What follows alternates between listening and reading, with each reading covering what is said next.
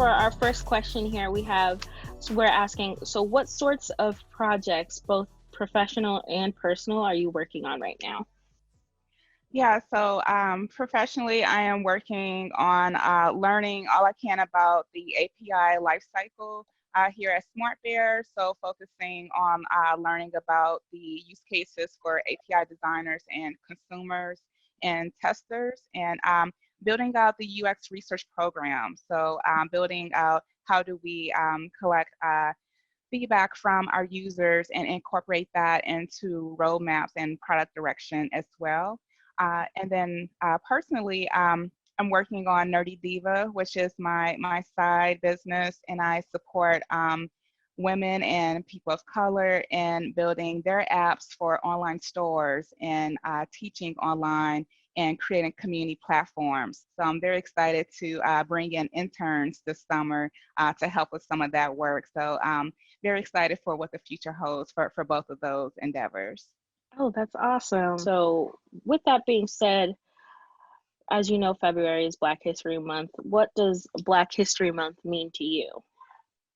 Yeah, that's a good question. For me, it's a celebration of our ancestors that came before us, of the struggles that they experienced, and also their fearlessness and their bravery and courage in standing up for justice and standing up for freedom and standing up for the ideals of democracy and our Constitution, no rights around equality.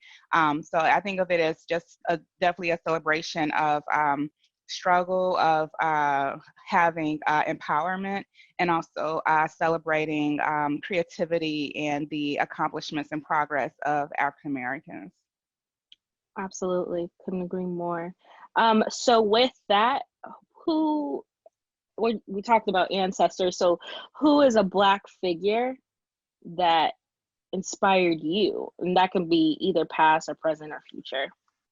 Yeah, when I was a little girl, I saw photos of Dr. May Jamison in space, and I thought, oh my God, here is this young, Black, beautiful woman who is smart and educated, and she's doing amazing things here on Earth and also in outer space. And it made it so like that representation. I saw myself as someone who could be a scholar and work in technology and do great things as well.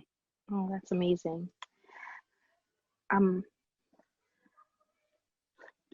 So with that, can you also describe to me when you have time you faced racism and how you overcame that? Yeah, definitely. So I am a senior UX designer, and there have been multiple times in my career, over 13 years at this point, working in technology, where people have assumed that I have either like a manual job or a secretarial job, and there is nothing wrong with those jobs. I believe all honest work is good work, but I went to school for a very long time, and I'm still paying on those student loans.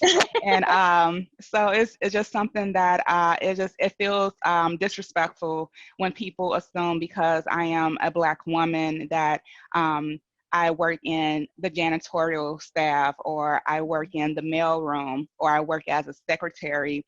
When people make those assumptions and say it to me versus just asking, what department do you work in? Or assuming that I work in technology. So, that's something where that racism and sexism plays into part. And I overcome that by educating people and telling them, I don't work in those other departments, but I am a UX designer. And, just making sure that people know that those assumptions are not valid.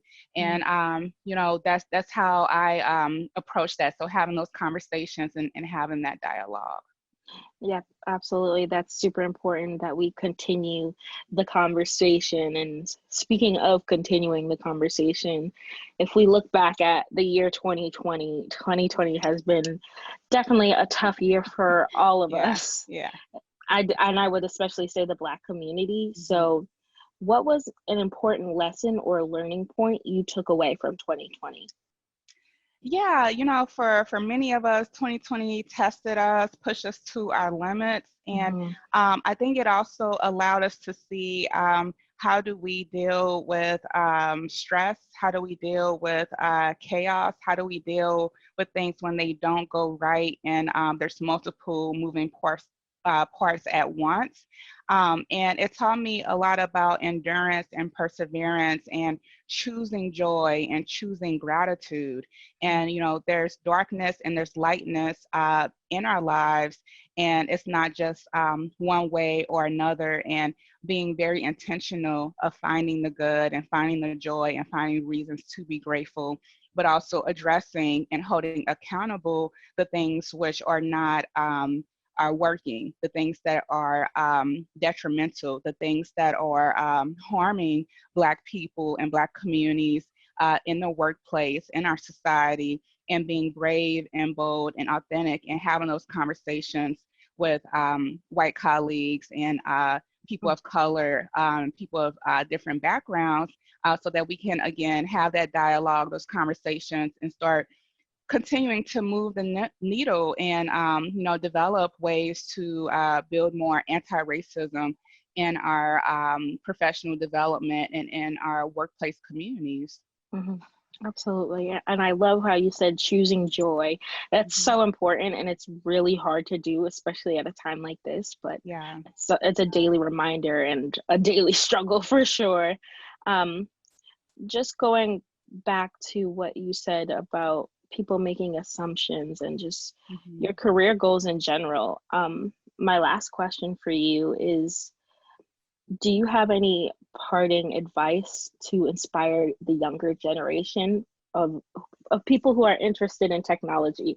You see a lot of young Black girls that are definitely interested in, especially being UX designers one day. Mhm. What would you say to them? Yeah, I would say learn as much as you can. Be curious. Be brave. Put yourself out there and ask people who you feel inspired by to share their journey with you. Ask people to tell you, how did you get to where you are? Because you can learn from what they have found to be helpful and successful, and you can also learn from their mistakes. So really building those relationships. And I'm naturally an introvert. Some people find that hard to believe, but putting yourself out there and just asking people, like, how did I get from point A to point B? Like, what was it that made you want to fall into a career in technology? And how is it that you have stayed in a career in technology over these years? Because it's still a lot of systemic racism and sexism in technology. Mhm. And it's important that we have community and that we have those relationships that help encourage and inspire and lift each other up. So that's a big piece of it. Find your people, find your tribe, and just stay committed to your goals and your purpose. Amazing. Shanae, thank you so much. Of course. Thank you for And having me.